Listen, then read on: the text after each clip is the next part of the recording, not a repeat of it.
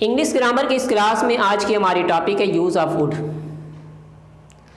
Would का use different kind से different sentences में किया जाता है। इसके बहुत सारे कंसेप्ट यहाँ पर लिखे गए हैं। आइए हम इस सारे कंसेप्ट को जो है बारी बारी से समझने की कोशिश करते हैं। वुड का यूज़ कहाँ कहाँ पे किया जाता है। वुड का यूज़ डिटर्मिनेशन के तौर पे किया जाता है। वुड का use past form of will के तौर पे किया जाता है। वुड का यूज़ पास्ट विशेष के लिए किया जाता है, डिटर्मिनेशन के लिए किया जाता है, प्रोबेबिलिटी के लिए किया जाता है, पास्ट विलिंगनेस के लिए किया जाता है, प्रेफरेंस के लिए किया जाता है और कई तरह से वुड का यूज़ किया जाता है। तो सबसे पहले जो फर्स्ट पॉइंट है, पहला पॉइंट है पास्ट फॉर्म ऑफ विल। तो पास्ट फॉर्म ऑफ विल का मतलब क्या है, जैसे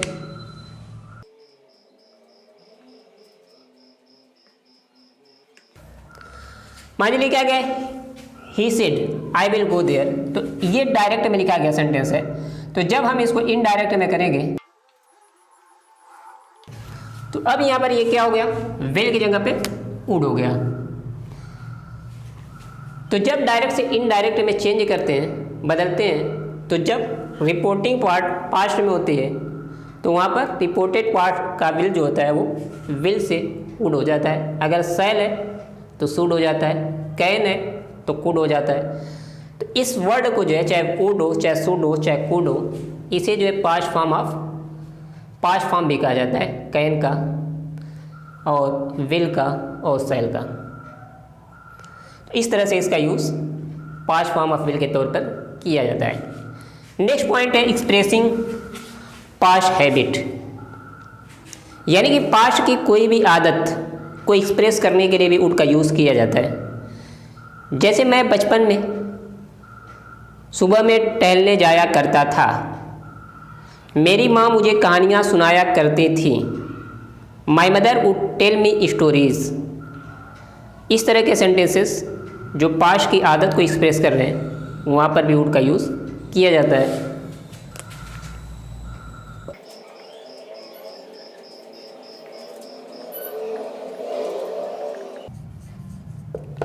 माई grandmother would tell me stories.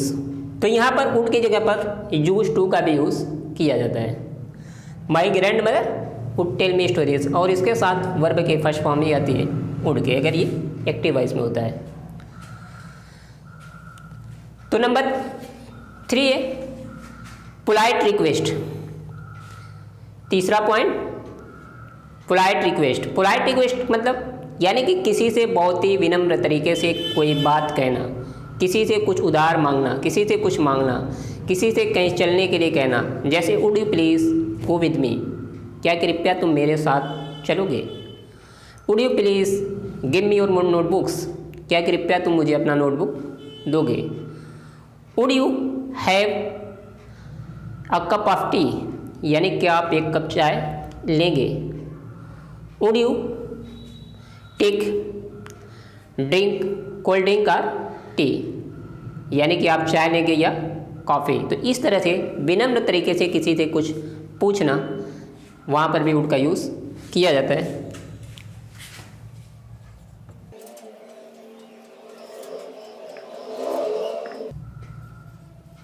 Would you please go with me, यानी क्या कृपया आप मेरे साथ चलेंगे। तो विनम्रता के लिए, बहुत ज़्यादा पोलाइटनेस के लिए भी वुड का यूज़ किया जाता है।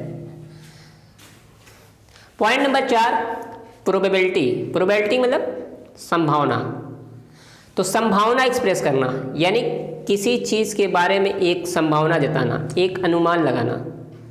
जैसे he would be a teacher in the school. इसका मतलब कि he may be a teacher in the school, यानी वो इस स्कूल में एक टीचर हो सकता है, यानी हो सकता है कि वो एक टीचर हो। ही वुड बी अ बिजनेसमैन, यानी वो एक बिजनेसमैन होगा। तो इस तरह के सेंटेंस में एक अनुमान के लिए, एक संभावना जताने के लिए भी वुड का यूज़ किया जाता है। The man would be a businessman, यानी वो आदमी एक बिजनेसमैन होगा। और मे बी अ बिजनेसमैन प्रोबेबिलिटी के लिए यूज़ किया जाता है, संभावना के लिए यूज़ किया जाता है। Number 5 expressing wish. Expressing wish यानी कोई इच्छा एक्सप्रेस करना, यानी कि कोई इच्छा होना कि अगर मैं ऐसा होता, जैसे मान लीजिए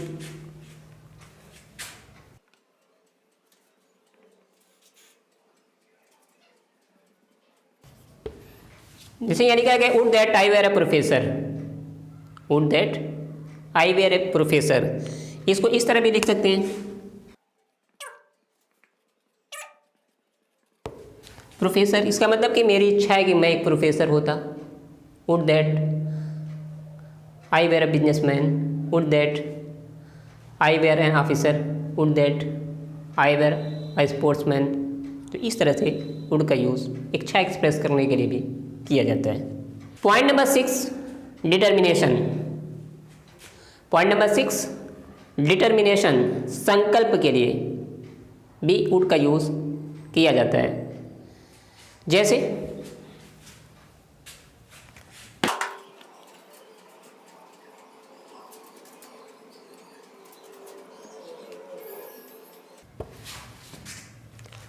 I would finish this work with in 2 days। यहाँ पे जो सेंटेंस लिखा गया I would finish this work with in 2 days, यानी कि मैं इस काम को 2 दिन में समाप्त कर लूँगा। I would finish this work with in 2 days। I would come with you, यानी मैं तुम्हारे साथ चलूँगा, यानी कि मैं डिटरमाइंड हूँ, दृढ़ संकल्प हूँ, मेरा ये वादा है कि मैं तुम्हारे साथ चलूँगा। I would pass in the examination, मैं एग्ज़ाम में पास हूँगा, यानी कि मैं एक शपथ लेता हूँ। तो इस तरह से इस सेंटेंस को भी डिटर्मिनेशन के तौर पर भी वुड का यूज़ किया जाता है। Past willingness. Next and 7th point है पास्ट विलिंगनेस, यानी कि पास्ट की कोई इच्छा के लिए वुड का भी यूज़ किया जाता है। पास्ट विलिंगनेस, तो आइए देखते हैं।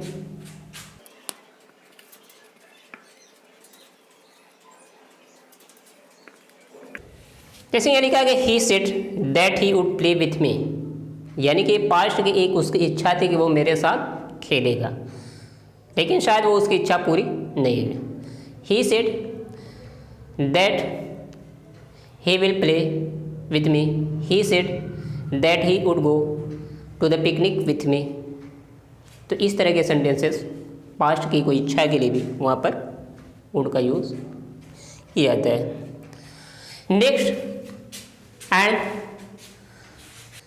Next point preference. प्रेफरेंस मतलब चॉइस, यानी कोई चीज़, 2 चीज़ों के बीच में चुनना, चॉइस बिटवीन 2 थिंग्स। जैसे मान लीजिए कि अक्सर ये कहा जाता है कि he would rather die than beg, यानी कि वो भीख मांगने से मर जाना ज़्यादा पसंद करेगा।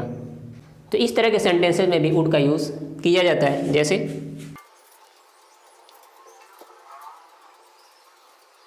यानी क्या गया, he would rather cheat than fail, यानी वो फेल होना तो पसंद करेगा लेकिन नकल नहीं करेगा, वो चीटिंग नहीं करेगा।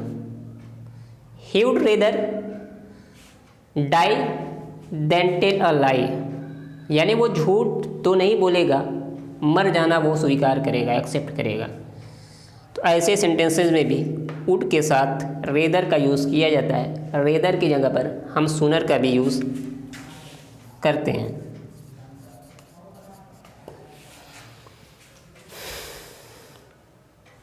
तो next and the last point है अनरियल कंडीशन।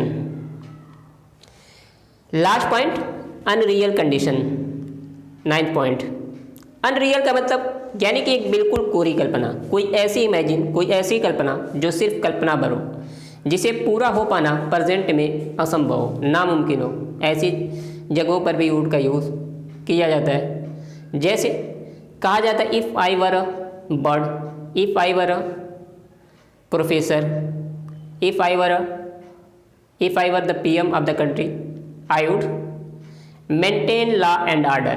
तो इस तरह से सेंटेंसेस में भी वुड का यूज़ किया जाता है।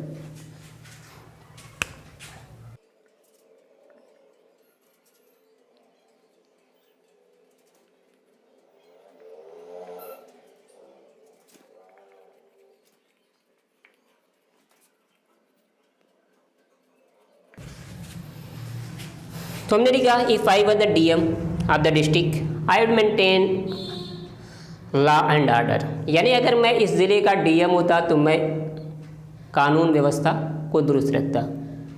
If I were the PM of the country I would do what you expect.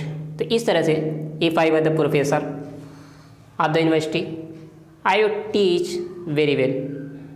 तो इस तरह के सेंटेंसेस जो एक सिर्फ इमेजिन भरो, एक कल्पना भरो, पूरी कल्पना भरो, ऐसे सेंटेंसेस में भी वुड का यूज़ किया जाता है। एक्चुअली इस तरह के सेंटेंसेस कंडीशनल सेंटेंसेस में भी आते हैं। तो वुड के सारे कंसेप्ट जो थे उसको हमने सीख लिया, पढ़ लिया, समझ लिया। आई थिंक कि अब वुड का यूज़ कहीं पर भी आता है तो आप उसे समझेंगे कि यहाँ पर किस सेंस में इसका यूज़ किया गया, और अगर आपको करना है तो आप जगह के अकॉर्डिंग सही यूज़ कर पाएंगे। Thank you.